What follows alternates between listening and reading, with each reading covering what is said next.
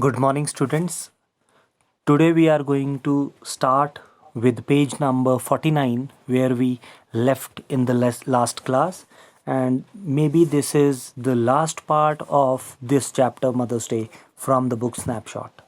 And we have already read that Mrs. Fitzgerald, in as the personality of Mrs. Pearson, she had taught a very good lesson. She had, you can say, taken all and each and everybody was taken to task by her, and she had taught a very good lesson to them, that how to behave in the house, how to behave with their mother or with their wife. And George Pearson was taught a lesson that he should not, you can say, behave in this manner with his wife. And at the same time, she had, in the body of Mrs. Pearson, Mrs. Fitzgerald had given a very good lesson to Mr. Pearson, to George Pearson, and she had told George Pearson that how he was, you can say, a laughing figure at the club and he should not go there. But at the same time, when when George Pearson was actually behaving rudely with Mrs. Fitzgerald when she came to visit them, and she actually was having the soul of Mrs. Pearson at that time. At that time, Mrs. Pearson, in, you can say, who actually was Mrs. Fitzgerald, she taught a very good lesson to him, and she also asked him to behave properly, otherwise she could slap him. Now I am going to read from page number 49, first paragraph. Doris enters left slowly, looking miserable. She is still wearing the wrap. Mrs. Pearson sits on the settee. Now Doris actually entered again, and Mrs. Fitzgerald said to her, "Hello, Doris dear." Doris. Doris said miserably, "Hello, Mrs. Fitzgerald." Miserably means she was very sad, and then she said, "Hello, Mrs. Fitzgerald." Mrs. Fitzgerald said, "I thought you were going out with Charlie Spence tonight." Doris said, sorry.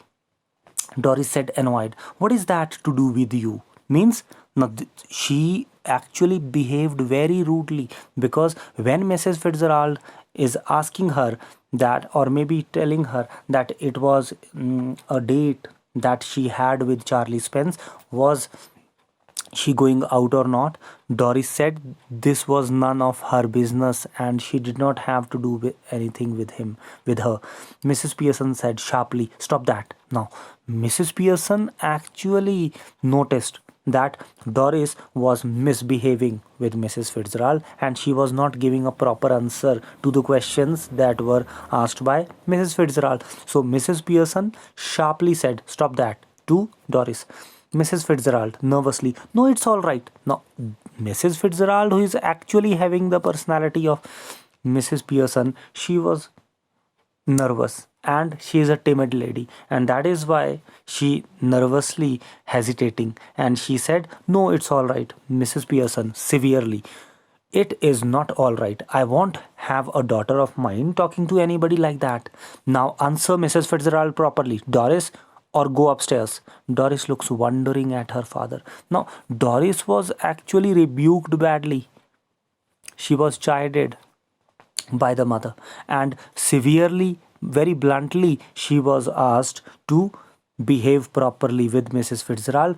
Otherwise, she had to go upstairs. She did not have to stay there in front of them if she could not behave properly. George said in despair, "Don't look at me. I give it up. I just give it up." Because Doris was actually looking at her father at that time just for some help, and that is why what actually happened. George, in despair, despair means very hopeless he was, and he said to Doris that she should not really need any help from George, because George couldn't help. George was already, you can say, feeling miserable. He was helpless. Doris said, sorry, Mrs. Pearson said fiercely, "Well, answer her." Means she was asking Doris to speak to Mrs. Fitzgerald properly. Doris said sulkily, "I was going out with Charlie Spence tonight, but I have called it off. Means I have cancelled today's meeting." Mrs. Fitzgerald said, "Oh, what a pity, dear. Why have you? Means why you are not going out?" Doris said, with a flash of temper. Now, Doris actually was very angry. She knew that why she couldn't go out with Charlie Spence, because of her mother. And she did not know that Mrs. Fitzgerald was actually her mother. And Doris said, "Because if you must know, my mother has been going on at making me feel miserable." Means her mother, means Mrs. Pearson, she was actually making fun of her, and she had made her life miserable and saying he has got buck teeth and half witted. And she also was always saying that Charlie Spence was a half witted person and buck teeth also. Mrs. Fitzgerald said, rather bolder, to Mrs. Pearson, "Oh, you shouldn't have said that." Mrs. Pearson sharply, "Mrs. Fitzgerald, I'll manage my family, you manage yours." And now this is very interesting, that when Mrs. Pearson, that is actually inside the body of Mrs. Fitzgerald, when she was asking not to misbehave with her children in such a way, Mrs. Pearson said that she should keep herself out of this, because this was their personal matter, and nobody, you can say, from outside could interfere in their personal things. George said grimly. Grimly means in a very sad way. Ticking her off now. "Are you any?" Means what was actually going on, he did not know. Mrs. Pearson said even more grimly, "They are waiting for you at the club, George. Don't forget. And don't you start crying again, Doris." And Mrs. Pearson now giving a very good lecture to them, and she was instructing them not to misbehave, and also asking George to go to his club, and she also asked Doris not to cry this time. Mrs. Fitzgerald getting up with sudden decision, "That's enough, quite enough." George and Doris stare at her bewildered, and because Mrs. Fitzgerald was actually asking Mrs. Pearson not to do anything, so George and Doris, they were bewildered. Bewildered means they were in confusion that what was the meaning of this. This is page number 50 now. To George and Doris. Now, what actually happened? This was said by Mrs. Fitzgerald. Now she started speaking to George and Doris. "Now listen, you two."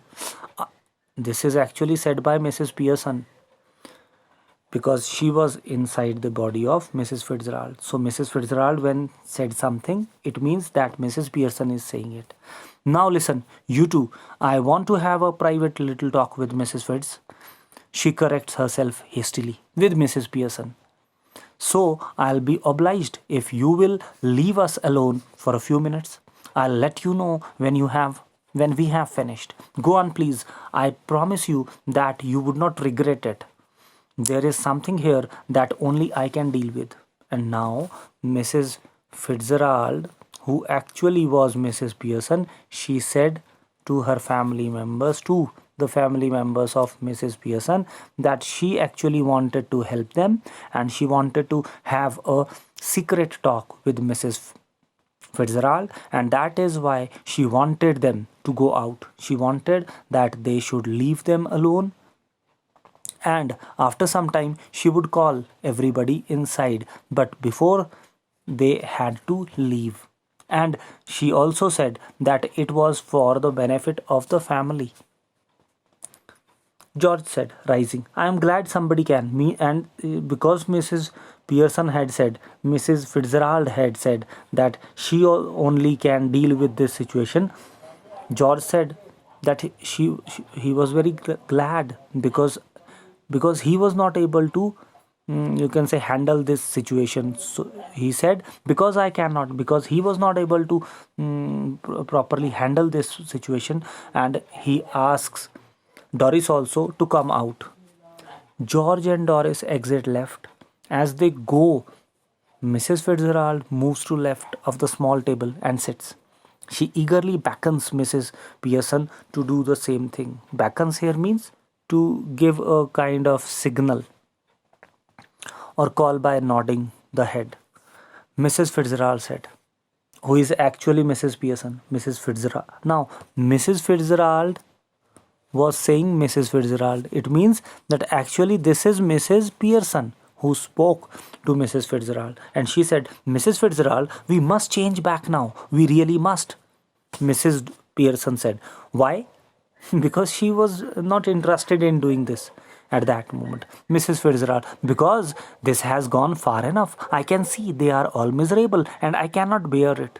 Now, this shows that how this Mrs. Pearson was actually thinking a lot of things about her family. She felt a lot, and she did not want that the family members or the family should go through that pain that they were going through at that time. She could not see her family in trouble and misery. Mrs. Pearson, who is actually Mrs. Fitzgerald, she said a bit more of the same would do them good. Means she actually wanted some more time to handle them, and then everything would be fine. Making a great difference already means I have already done a lot of things. And she moves to right of the table and sits. Mrs. Pearson said, no, I cannot stand it anymore. I really can't. And we must change back. Hurry up, please, Mrs. Fitzgerald. But this shows that Mrs. Pearson was not ready to listen to Mrs. Fitzgerald, and she wanted to change back their places. But Mrs.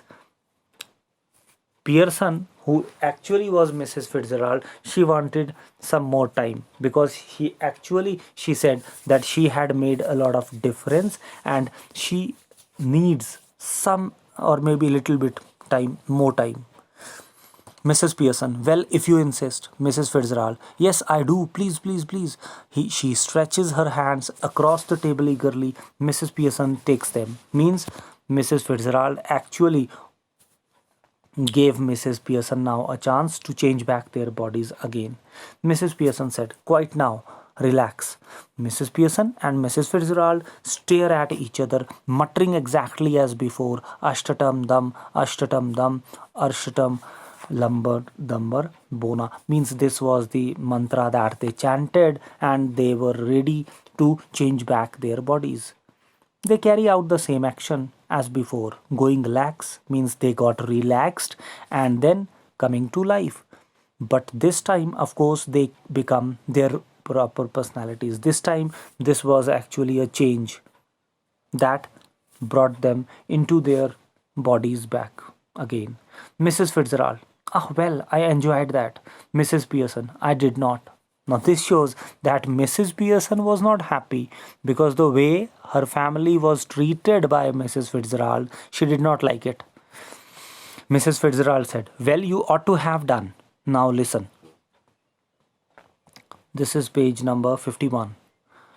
Mrs. Pearson, don't go soft on them again, else it will all have been wasted. Now, this is a very important suggestion given by Mrs. Fitzgerald to Mrs. Pearson. Now they have changed their bodies back, and Mrs. Fitzgerald wanted to tell Mrs. Pearson that she should not get softened, because if she will change her behavior, if she will show her weakness to the family members, they will get wasted again. They will become as they were before. But she had to change her behavior. Mrs. Pearson, I'll not try. I will try not to. Mrs. Fitzgerald means she would try that she would not get softened, and she would become hard and rude like Mrs. Fitzgerald. Mrs. Fitzgerald said, they have not had as long as I would like to have given them another hour or two, rough treatment might have made it certain. Means she actually wanted some more time to handle this situation, but because Mrs. Pearson insisted, they had to change back their bodies again. But still, she had done a lot. She had changed, she had brought a transformation in the personalities of the or the behavior of the family members. Mrs. Pearson, I'm sure they will do better now, though I don't know how I am going to explain. Now, this is Mrs. Pearson said that she was really happy that the family members would have changed their attitude towards the mother or the wife, but she did not know how to explain this situation to the family. Mrs. Fitzgerald said severely, don't you start any explaining or apologizing. You are done for. Means you should not do anything silly. You do not have to, you can say, explain anything. And this was said by Mrs. Fitzgerald, because if Mrs. Pearson would explain her behavior to them, then it is going to spoil the plan completely. Mrs. Pearson, with spirit, it is all right for you, Mrs. Fitzgerald. After all, they aren't your husband and children. Now, see how this woman, Mrs. Pearson, was attached to her family. When she had noticed that the family was bluntly handled by Mrs. Fitzgerald, she could not bear this pain, and she wanted that the family should be given their due regard and respect, and they should not be maltreated by anybody. Mrs. Fitzgerald, impressively, now you listen to me. You admitted yourself you were spoiling them, and they did not appreciate you. Any apologies, any explanations, and you will be straight back where you were. No, Mrs. Fitzgerald said that she did not have to spoil their plan. She did not have to explain anything. She did not have to apologize. Apologize means she did not have to feel sorry. Because if Mrs. Pearson would be feeling sorry for whatever was done before by Mrs. Fitzgerald in the body of Mrs. Pearson, then their plan would be spoilt and all these efforts would go futile. They would be useless. I'm warning you, dear. Just give them a look, a tone of voice now and again to suggest you might be tough with them if you wanted to be, and it ought to work. Anyhow, we can test it. Now, she said that Mrs. Fitzgerald wanted to warn Mrs. Pearson that she had to be very strong. She had to give, this is the way she had to handle, she would have to handle the family members. Just give them a look. Give them a look means just stare hard at them. A tone of voice, sometimes this is very good to change the voice also, change the tone also. Sometimes she had to speak in a very blunt and rude way to the family members if she wanted to continue ruling the household, if she wanted them to be controlled. Now and again, you might be tough with them if you wanted to be, and it ought to work means this plan is going to work forever. Mrs. Pearson, how? Mrs. Fitzgerald, well, what is it you would like them to do that they don't do? Stop at home for once? Now, Mrs. Fitzgerald was asking that what kind of things Mrs. Pearson always wanted from her family members, what kind of behavior she wanted, what things she always aspired that the family members should do for her. Mrs. Pearson said, yes, and give them a hand with supper. Mrs. Pearson said that she wanted that the family members should spend some time with her, and she also wanted some help from them in making the or preparing the supper, in preparing the dinner. Mrs. Fitzgerald said, anything you would like them to do that you enjoy, whether they do or not. Mrs. Pearson, hesitating. Well, yes, I like a nice game of rummy, but of course I hardly ever have one except at Christmas. Now, Mrs. Pearson said in a very hesitating, nervous manner, she said that she like a nice game of rummy because she only got a chance to play rummy only on Christmas. Otherwise, throughout the year, she did not get a chance to play rummy with them. She did not get a chance to spend time with the family members because nobody cares for her, nobody stays with her at home. Mrs. Fitzgerald said, getting up. That will do then. Means this is our plan then. She moves towards the left door, then turns. But remember, keep firm or you have had it. She opens the door calling. Means again and again. Now Mrs. Fitzgerald was going out back to her house. But when she was going out, she was shouting. She was giving again and again the same warning. She asks Mrs. Pearson to be firm. Firm means to be strong, to be stern. Stern. Stern means to be strict. Hey, you can come in now. Now, Mrs. Fitzgerald asked other family members to come inside because their process was over. They had turned back to their bodies, coming away from the door and moving right slightly quietly. But remember a firm hand. But when she was going out, she was insisting, Mrs. Pearson, to show her firm hand. Firm hand means show her strength. To be firm, to be stern and strict with the family members. George, Doris and Cyril file in. File in means they were coming in a queue. Line में अंदर आ रहे हैं through the doorway, looking apprehensively means they were looking very eagerly, or maybe they were frightened, they were scared, and with scare they actually looked at Mrs. Pearson. I'm just off to let you enjoy yourself. And Mrs. Fitzgerald, she said that she was going out because she wanted the family members to enjoy among themselves. This is page number 52. The family looks anxiously at Mrs. Pearson, who smiles. Much relieved, they smile back at her because now everybody was really frightened when they entered the room again because they knew that Mrs. Pearson had changed and she really could handle them severely. So in a very hesitating manner, they entered in a queue. They entered in a file, and when they entered the room, Mrs. Pearson was actually smiling at them, and they also smiled back at her. Doris said anxiously, "Yes, mother." Mrs. Pearson smiling. "Seeing that you don't want to go out, I tell you what we would do." Mrs. Pearson said because she was not going out with Charlie Spence that night, so she actually wanted them to do something for her. Means she had a plan. Mrs. Fitzgerald said, giving a final warning. Means she was out of the house, but again and again she was giving the same warning. And she said, remember that you don't have to be, you can say, you have to be very stern and strict sometimes. Don't go lax with them. Mrs. Pearson said, nodding, then looking sharply at the family. No objections, I hope.